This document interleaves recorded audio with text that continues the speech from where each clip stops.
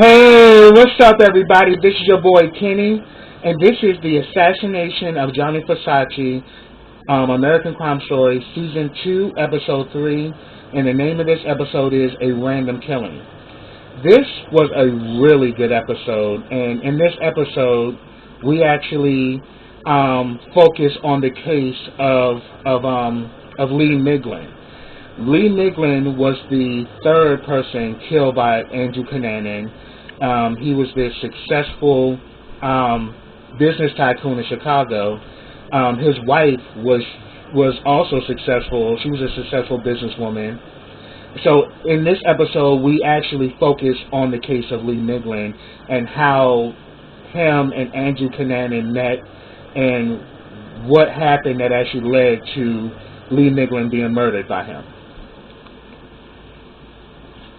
Alright, so the episode starts off is May 1997 in Toronto, Canada. Marilyn Miglin, who's Lee's wife, she's pretty much a business guru in her own right. She's pretty much doing, infomercials for the Home Shopping Network, and she actually has her own line of fragrances and perfume. And her passion for perfume is just amazing because she pretty much says that perfume is a way that our bodies talk to each other without words. I thought that was really cute. And then we get a scene where she's now in Chicago and she's been calling her husband Lee, and it's leading straight to voicemail, and she's wondering why he had, because it's obvious he's supposed to have been picking her up from the airport. She hasn't been able to reach him, so she leaves him a message saying that, look, I can't wait any longer. I'm just gonna catch a taxi. So she gets the taxi and she gets dropped off home. As soon as she enters the house, she definitely has this sinking feeling something's not right. She even felt it when she was at the airport that this is not like Lee. And we also come to find out that Lee and Marilyn have been married for 38 years, and I think they have 2 children, a son and a daughter. Excuse me. So she already has a sinking feeling something's not right. She goes home and is even more confirmed because she sees the pint of ice cream now, and it's obvious the ice cream is melted. She also sees a piece of ham with a knife stuck in it. So she's immediately alarmed. Something's not right. Next you know, she meets up with some of her neighbors who are a couple. She pretty much tells them, to call the police, Well, pretty much the guy said that, I'm going to go investigate the house and find out to see if everything's okay. And he tells his wife to call the police, which she does. Then we actually see that finally the police show up. And, we can see that Marilyn is really shaken up because she's like wondering what the hell's going on. And we see that, the gentleman, before the police gets there, he goes through the house and he doesn't see anything, but the whole scene kind of tells that something odd happened. And then all of a sudden we see that the police actually comes and, the guy's wife goes with the cop and they go to search the garage. Next thing you know, we hear the woman scream. And then all of a sudden we see Marilyn like literally sitting there like, and then all of a sudden we see her neighbor comes in and she's crying and hysterical, and she's like, I knew it. So she just had like a sinking feeling something happened to her husband. And then we get a scene where weeks earlier they're at this governor's dinner with this guy Jim, and both Lee as well as Marilyn are very close friends with him. And pretty much we see that Marilyn introduces Lee, and she talks about how much of a great marriage they have, how they're great business partners, and how they inspire each other to be the best at what they do. So it's really amazing to see that they have like a very great relationship in public. and everybody loves them. When you got Lee, you got Marilyn, and when you got Marilyn, you got Lee. So that is definitely apparent, as far as all of their, friends and colleagues, that they're like the it couple, and they're both very successful in their own right, and they're successful together as well. And if anything, well, we also noticed that while she was giving a speech introducing Lee, that they helped each other be successful. She helped establish him, and he helped establish her. And, she talks about how much of a good husband he is and how much of a good father he is. So we definitely see that there's love between the two of them, and they've been rocking hard together. But then once they get home, we see that yes, they do love each other, but the actual passion, as far as, the romantic side of their relationship has kind of dwindled. But they are dedicated to each other.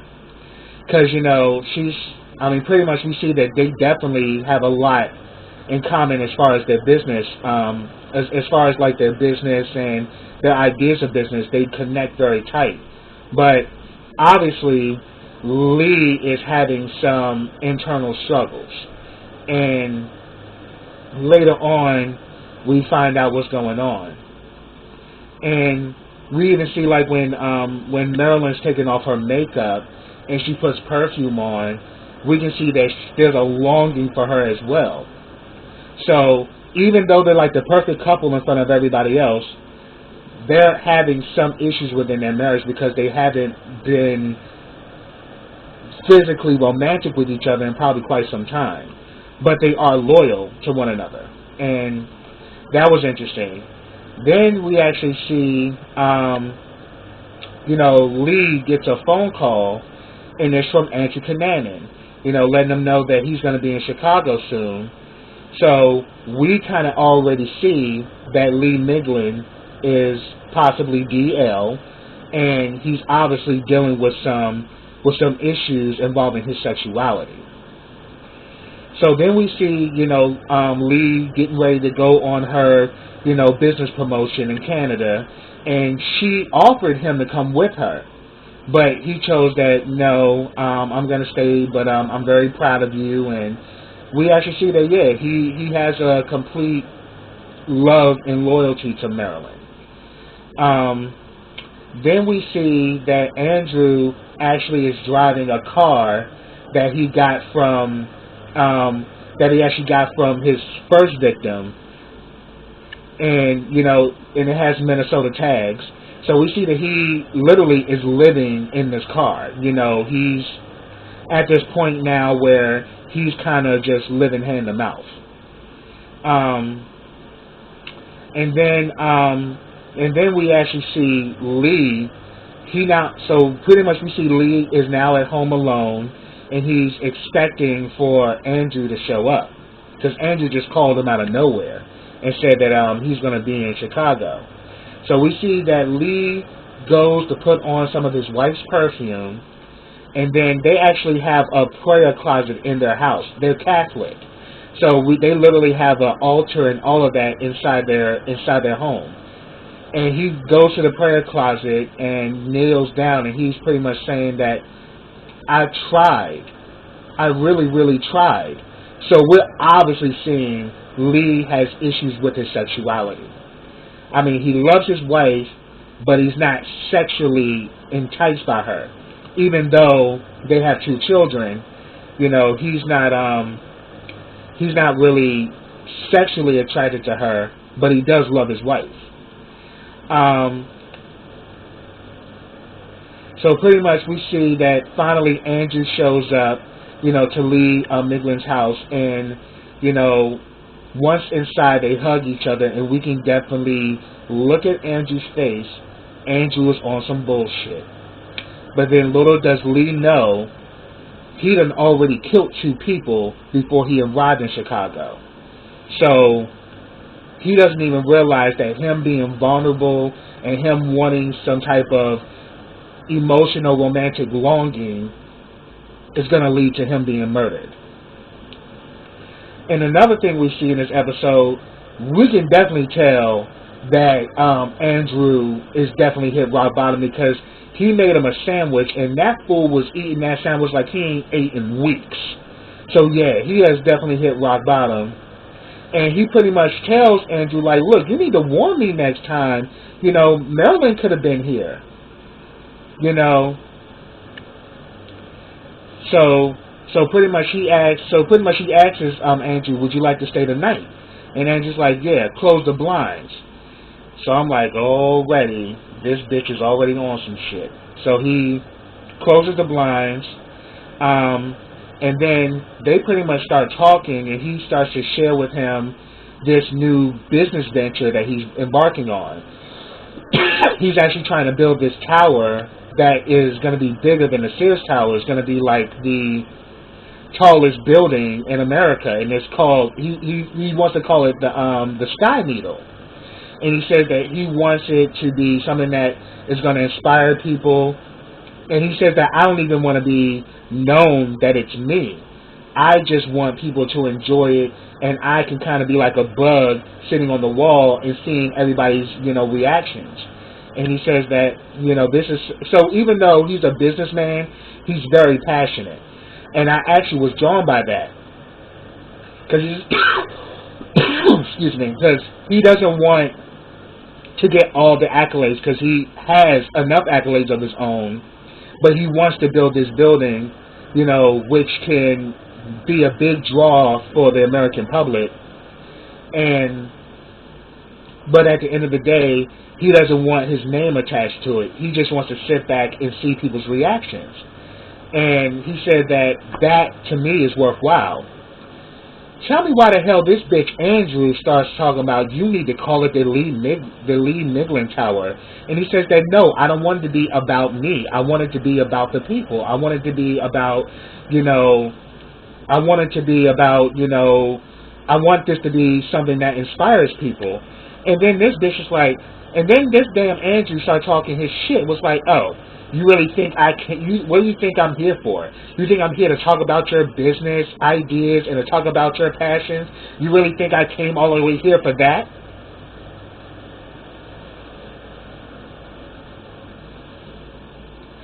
That was the indication Lee should have kicked his ass out. Because, bitch, you show up at my house unannounced. I'm sharing with you something that I'm very passionate about, and you gonna give me your ass to kiss? Really, bitch? So it goes to show you that Andrew Cunanan, as I said in my previous reviews of this series, that he's a stunt queen, and he thinks it's all about him. So pretty much he was saying, like, you really think I want to talk about this? And he says that, and then like Lee's like, we don't have to talk. So he's like, oh, I see. You talking about your business venture. You're trying to impress me. You're trying to show me how much of a macho man you are.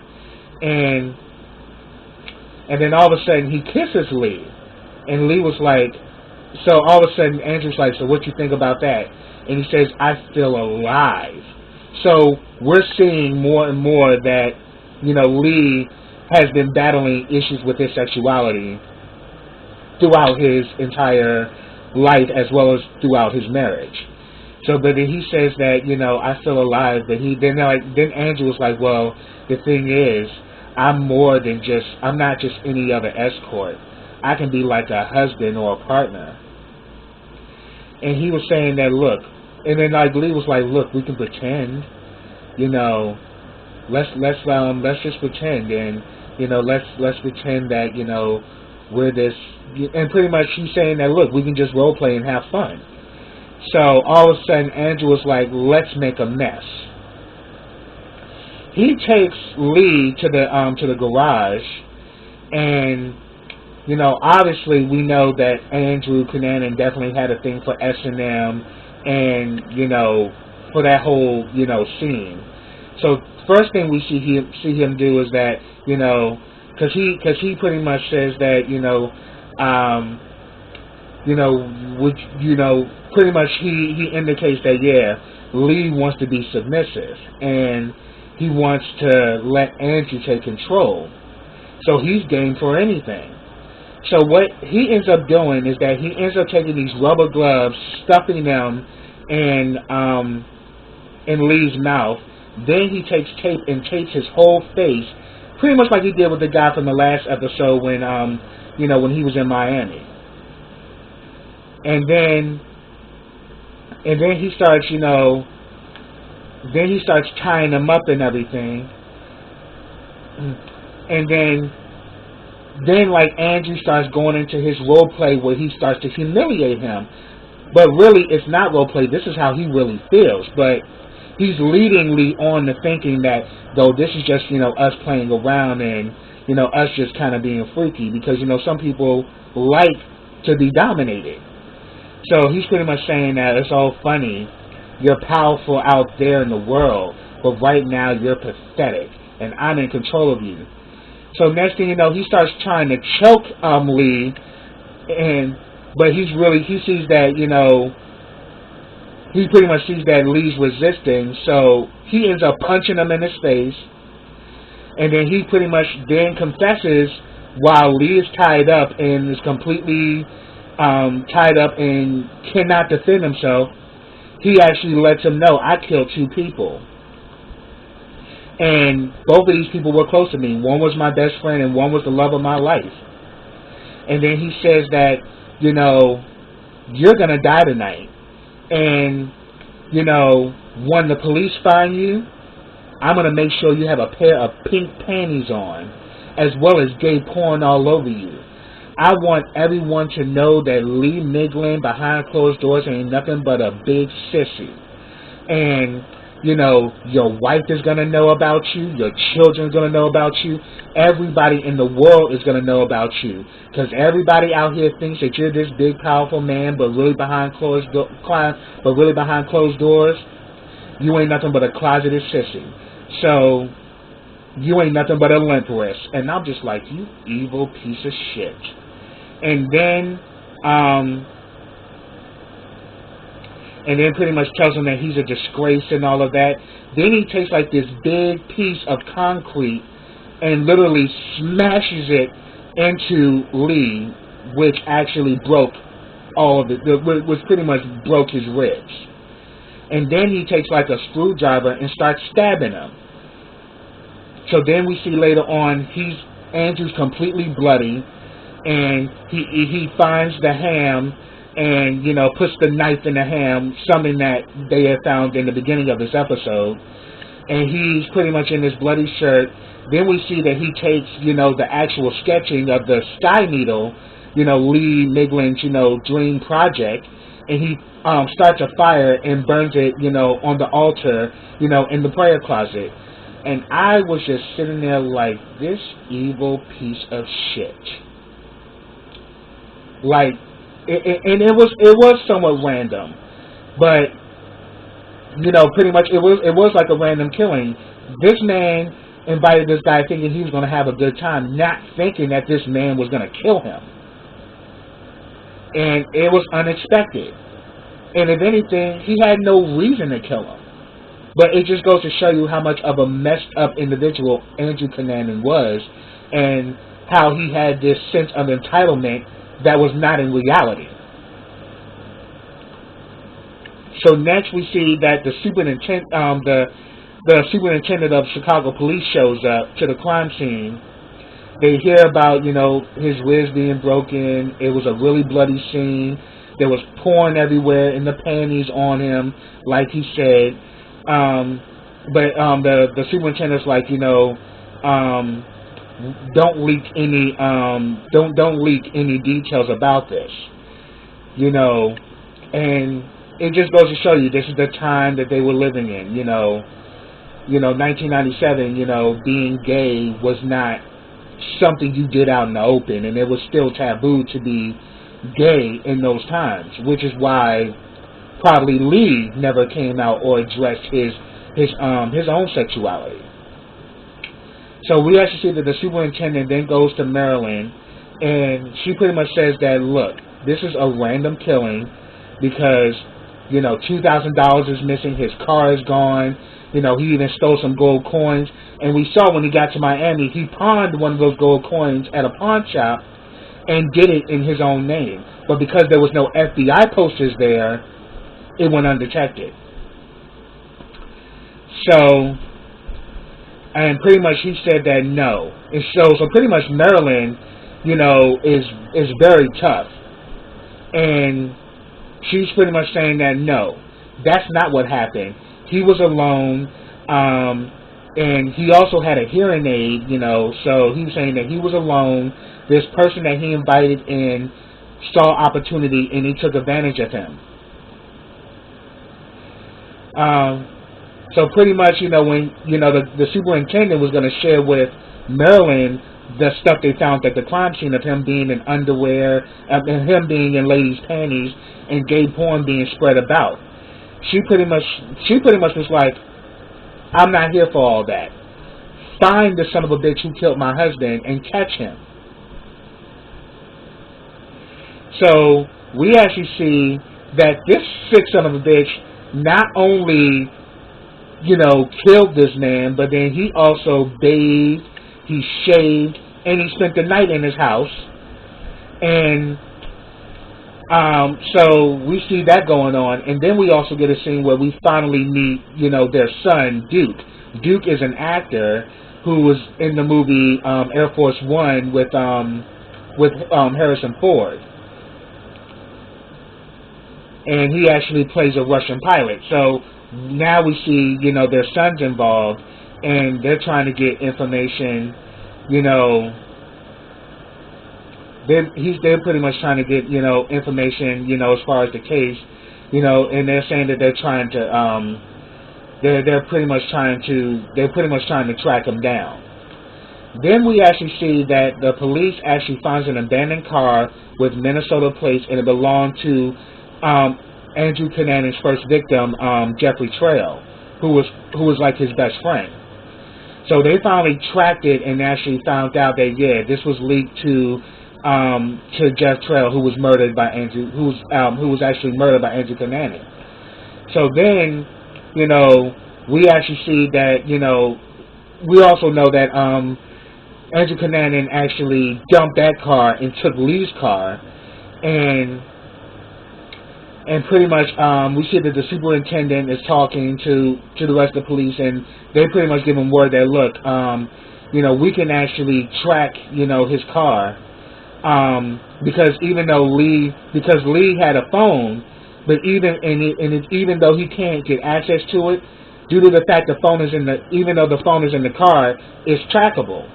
Because all you have to do is turn on the ignition, you can track the phone. So they pretty much tracked it that, you know, he was going through Grand Rapids, and then the last place they tracked it was at Union City, Pennsylvania, which means he was on his way to New York. So pretty much he's saying, let's keep this between us and all of that. So I'm like, see, some of this stuff should have been leaked to the public. They would have been able to catch him. So there were a lot of errors that were made, you know, throughout this whole investigation, which is why he was able to, how he was able to, you know, to get away from the police and everything, and how they were never able to close in on him. So we see that Andrew arrives in New York. He goes to one of Versace's stores. You know, he actually looks at this book with pictures of Versace and all of that, and he's looking at all the extravagance, you know, of the store. And then we actually get a scene back in Chicago. They actually give Marilyn and Duke that the information about Andrew Cunanan, that he was an escort. He had killed 2 people in Minnesota, and his car was a block away from their house. And that he's actually, and she's like, well, won't y'all hurry up and get him? And he was like, oh, this is beyond Chicago police. He's wanted by the FBI, you know, and right now he's on the move, and we're trying to close in on him.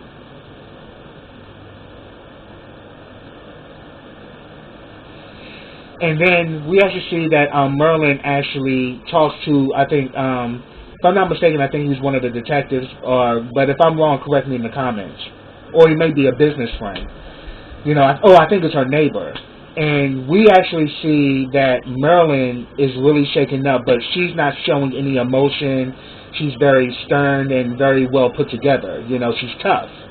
But in this moment, she actually finally breaks down, and she says that, you know, people are probably thinking that I don't give a damn because I'm not wailing and crying and all of that in front of everybody. And she said that, you know, it's just a shame because he loved adventures, and, you know, our lives were an adventure, and I loved him. You know, he rescued. She actually talked about when they went on this adventure hunt or whatever, and she got I think she had got injured or she had got lost, and he rescued her. And she said that we had a fairy tale life. We never fought. You know, we actually, you know, gave confidence to each other. So, but she says that this was a robbery and it was a random killing. So yeah, it was a random killing, but then again, it was actually spurred on the fact because Lee was vulnerable, and he was looking to get close, and sadly, the person he got close to was a serial killer. So pretty much what ends up happening is that you know. So pretty much we actually see that, you know, their little sting that they were hoping to catch Andrew, he got past it. So when the superintendent found out, he flipped out and was mad as hell because this guy got away yet again. So pretty much we see that Andrew's driving a Lexus, and pretty much they actually he actually was listening to the radio, and on the radio they talk about Lee Miglin's case, and that, you know, and that they said that, you know, we've tracked the car and the cell phone at different towers. So he pulls over and literally takes the antenna off the car, and then we see like a car actually pass. They see him, but they keep going because it's like, you know, people aren't. I mean, because even though the word is being out about him, it's still not enough to actually lock him down. So we see that his mission now is that I got to get rid of this car because the police are looking for it, and now it's out there. But it's so funny that the people that passed him didn't know, because if they did, they could have you know, called it in, and, you know, who knows, maybe he would have got locked up, and him doing any more killing would have been stopped. So we actually see that, you know, he's now in Jersey. He pulls into Fort Moss State Park, and we actually see that this old lady was at her car. He was about to pull out his gun and kill her and steal her car, but her husband came out, which stopped him. So then he saw the next victim, which was the fourth victim. He was I think he worked at a mortuary, and he was driving a red truck. Andrew follows him from the park to his job, holds him up at gunpoint, and then pretty much, you know, took him downstairs to the basement. And the guy literally does what he says, and he pretty much says that, look, I just ask that you don't kill me. I'm married with a son, and it would be great if I could get a chance to see them again. That cold-hearted son of a bitch blew his brains out for his car. The guy was submissive and actually was not going to resist you, and he just asked you don't kill him because he wanted to see his wife and his son, and that heartless piece of shit just shot him for no reason. So we really see how much of a disgusting piece of shit Andrew Cunanan was. And again, he was a stunt queen, so this is what he does. And then the last scene, we see that Marilyn is now doing an infomercial after Lee Miglin was murdered. And, you know, the woman that she was doing an infomercial with offered her condolences to the loss of her husband. And she pretty much said that, yeah, he was killed over a car. And she says that I don't feel like the same person anymore. Like, that was my partner. We were together, we were a team, and we were equal for 38 years. And she said that when she did her first infomercial, the woman that, that worked with her told her that, think of that red light in the camera as the man you love. And she looks dead straight in the camera, and you see the tears fall. That damn near broke me down. And that's where it ended. And I have to say, Judith Light did a phenomenal job playing Marilyn Miglin. I was like, because Judith Light is a phenomenal actress. So I was so here for it. But that's what I have, y'all. If I missed anything, put it down in the comments. I'd love to talk to you about it. And I think next week they're going to talk about the first two murders, David Madsen and Jeffrey Trail, how that came about. So definitely, I'm definitely looking forward to seeing that next week. But that's what I have. So subscribe to my channel. Click that bell so you get notifications every time I drop a video. Also follow me on my other social platforms that are listed in the description box. Also like this video, comment on this video, and share this video. And I'll be back with the next episode of the Assassination of Gianni Versace. So until then, everybody, take care.